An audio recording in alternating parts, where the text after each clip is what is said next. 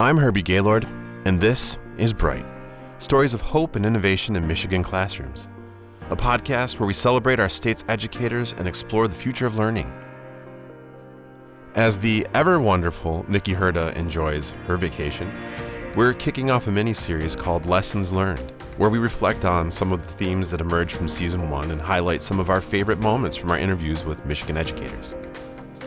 In today's episode, we explore themes on the future of learning. Throughout our first 14 episodes, many educators shared their theories on what the classrooms of the future ought to look like. A few key terms came up regularly during these discussions: student-centered learning, project-based learning, and competency-based learning. At the center of these theories lies the notion of giving students more agency over their learning. Many educators agree with this base premise. But maybe the more interesting question is, what does it look like in practice? First up, we've got Amy Gwizdz, an instructional technology coach at Dearborn Public Schools. She offers a definition of student-centered learning and shares how educational technology can help teachers design student-centered classrooms. In student-centered learning, it operates around the idea of voice and choice for the students, and the students are driving their instruction. So it's not a teacher-centered classroom where the teacher's making all the decisions. We like to say, why should the teachers have to do all the work? Let's let the students do some of the work. And by giving the students the opportunity to express their choices and how they want to learn things, you're going to actively increase their motivation and their engagement in your lessons. Because now they're not learning what the teacher says I have to learn. They're learning what they want to learn about, or at least in a way that they want to learn about it. So, and that's one great aspect of technology in the classroom, is that by offering choices through technology, or by offering technology as a choice, I should say, a lot of students, that's engaging to them. To be able to create a video, or to be able to watch a video, or to listen to a book on the computer as opposed to having to read it. Just offering different ways for students to use technology creatively, but on their own terms, is super important to student-centered learning. And we've always been big proponents of that. Voice and choice has always been something that we advocate for. And a lot of teachers will look at it as more work for them. And it is. In the beginning, it's more work for teachers to set things like this up. But once you set it up, and that's the beauty of having an LMS, is once you set things up, it's there. And also, when I was in the classroom, I used several different programs for either remediation or for enrichment. So if I had students who needed extra help, there were videos or there were demonstrations and things that they could do online. If I had students who were ahead of schedule and needed some enrichment, there were other things that they could do online. And, offering them the chance of creating things is just a huge bonus for students, because it's theirs. They take a hand in it, they take ownership of it, it becomes theirs. You can hear more from Amy and her colleague Bob in episode 1 of Bright, titled, Where Does Tech Belong in Teaching? Next up, we have Dr. Sarah Pazur, the Director of School Leadership at Flex Tech High School, who shares her vision for how project-based curriculum can help students reignite their love for learning. I really think it's important for schools to foster and sustain curiosity and agency in the learning process, so that students are invested in the work that they're doing because it matters to them, but also because it has an impact in the world that they're a part of. So I think making sure that we're sort of still building those important skills, those transferable skills that students need for when they leave school, but that we're doing it through work that really is meaningful to that student. So that's my vision, is that kids are inspired and they're connected to the work that they're doing, and that they see school as a part of life, not separate from life. That's my vision, is that school no longer becomes this dread, right? Like there's a reason you go to school, is because it's going to help you do something you really care about, and have an impact on the world. So that's my utopian vision. And how do you guys, that seems pretty in line with what you do at Flex Tech. So could you speak a little bit to like what that looks like in practice? Sure. So all of our courses are project based. So if you're a student at Flex Tech, ultimately what you're doing is you're solving problems in your class around, or that help you kind of like cultivate those skills within that discipline. So, if you're a math student, you're working on a project while you're still practicing mathematical skills that you would need or that are required for you, to be successful. So it's a method of learning that frames kind of the skills within a bigger question. So we call these like essential questions. And students are working throughout the semester or the marking period to answer this question. So sometimes it means working in small groups. Sometimes it means, a mini lesson from the teacher and you're practicing a skill. Sometimes it means you're interviewing somebody in the community to get more information, or you're online researching. But ultimately, all of your work is around this project, and you're working on that over the course of the marking period. So even though students leave us prepared with those same skills that you would need to have, that the Michigan Merit Curriculum, they're doing it in a different way that's more exciting and meaningful to them. We often give kids an opportunity to demonstrate their mastery through projects that, they care about. So even though the teacher may pose a project or an essential question and the team works on that, kids can take that off into different avenues and focus on one specific aspect that is exciting to them. So as long as they're showing that they can master the skill, we give them a lot of autonomy over how they demonstrate that. And I think that kind of leads into the other part of what it looks like is assessment is really different. So we are fully competency-based. So a project might address, two competencies or two learning standards that you would normally maybe work on through a textbook and then get quizzed on. Instead, our students are working on building that, building their mastery of those things over time through the project. And then at the end, a student would, either present their project if it's a presentation, or maybe it's a solution to a community problem. So maybe they're getting feedback from community members, but at the end, it's about giving students feedback on how they did to solve that problem. So it's not necessarily a test or a quiz, but it certainly is, feedback from an authentic audience that gives students kind of what the next steps are that they need to do to revise or be better. Can you think of any examples off the top of your head of just like a student, like a specific story of a student who really thrived in this model that was like struggling before? Obviously you don't have to use their name, but just like where they started versus where they left from Flex Tech? Sure. I was thinking about one of my favorite projects at Flex Tech. It was a partnership that we had with the Village Workshop, which is a makerspace in Northville. Unfortunately, I don't think they're there anymore, but at the time we had a partnership with them, and 16 of our students went there for a full year, and they learned the different tools inside the different shops. So they worked through like the wood shop, the machine shop, textiles, metalworking, and they learned how to use all of the tools in the makerspace. And then at the end of that, they had to propose kind of a community project or a community problem that they wanted to solve. And they used what they learned at the makerspace to solve this problem. And so one of the students, she suffered from social anxiety and knew that a lot of the students in our school sometimes have, suffer from anxiety. And one of the things that she proposed for our school community was kind of like just like an oasis, kind of like in the school, where it was like a room where you could kind of go and just like decompress or be alone, or just, a safe space where students could go and, a quiet space where they could be. And so she constructed a whole space in our school community, and it became this awesome like safe haven for kids who just needed to kind of get away from the hustle and bustle and just be in a quiet atmosphere to kind of bring down anxiety levels. And so this became like really important to our school, and it was just so neat to see kind of her like use her own experience and think about like, how could I help others that feel this way too? And it became kind of a permanent fixture in our school.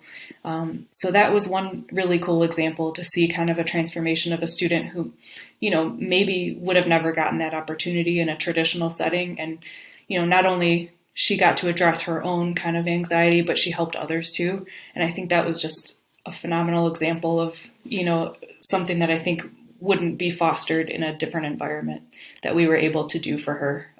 And she did for herself, I should say.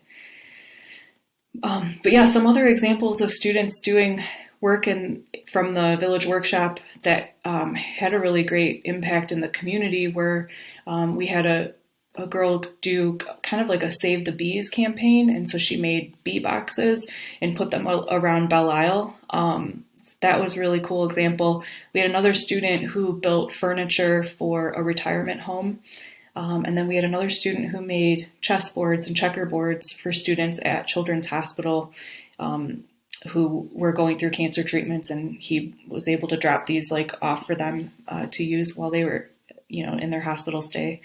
So I think those examples just speak to kind of the way that project-based learning can also be very community and service-oriented. And I think that kids are developing empathy through those experiences. You can hear more from Sarah in episode 12 of Bright, titled How to Reignite Love for Learning with a Project-Based Curriculum. Next up, we have Tanya Leon, a teacher at Richards Middle School in Fraser, Michigan, who shares what competency-based learning looks like in practice in her middle school English classroom.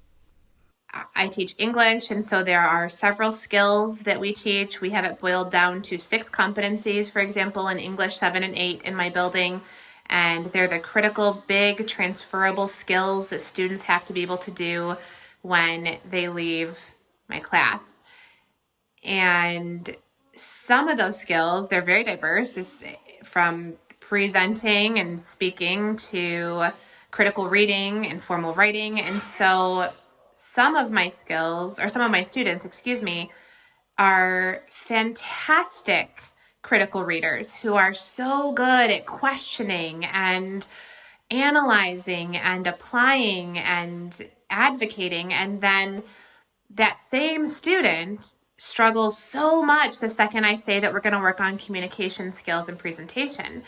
And so being able to reallocate that time so that the students get the support they need when and where they need it, and can then accelerate their learning when they don't need that extra support. We're given 54 minutes a class period for all students to go to math every day, but there are some students who don't need more than 15 minutes in math, and there are others who need an hour and 15 minutes in math. And so I just think that making sure that all students get to that competency is important, regardless of how long it takes to get there. If you were to come to my house, we're sitting in my office right now that probably is echoey because I have no furniture in here because we're demoing it and renovating it, and it's kind of a hot mess at the moment. It would not matter to you, and you would not know how long I took doing this wall behind me. It was a long time, but you would have no clue how long it took, just that I did it, right? And so I think that that's that philosophy that we need to have is we need to get everyone to this point where we say they've mastered whatever skills we want to say they've mastered.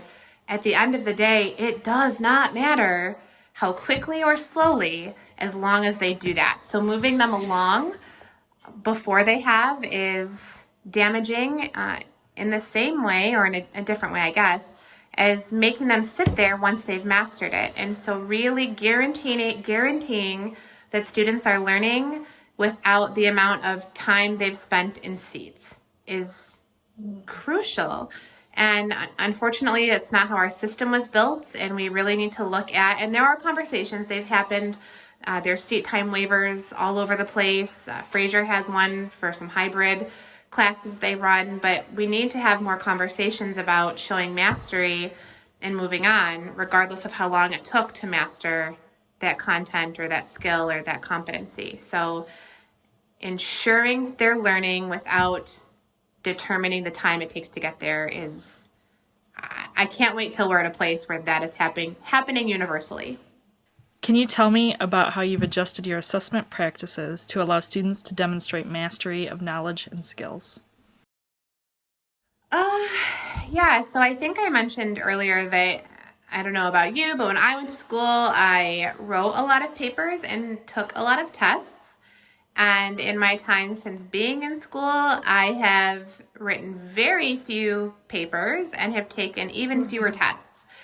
And so preparing students to take a test, in my opinion, is kind of a waste of time. Asking students to just demonstrate learning through an essay is also, someone somewhere is about to yell because I'm an English teacher, kind of a waste of time. And so I just think that if we're going to demand that we're creating these future-ready citizens, right, that are able to leave and go have a life when they leave high school, we have to teach them authentic transferable skills, and we have to measure them in authentic transferable ways. And so that means something different for every single kid that I have, and no one has sat down, maybe not no one, my daughter has probably sat down and been excited about a test, but very few people get excited over doing that. But if you ask them instead to design a prototype that will help feed your dog using the angles you learned in science. Again, I don't know why I'm using science examples. It is not in my wheelhouse of expertise. And they came up with the idea because they have a pet and they want to go away to a friend's house on the weekend, but their job is to feed the dog. How are they going to design it?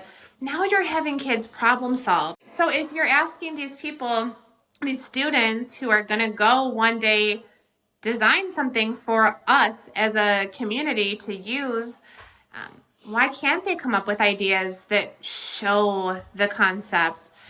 Hey, tell me how you're going to demonstrate to me that you know how to use evidence to support your point.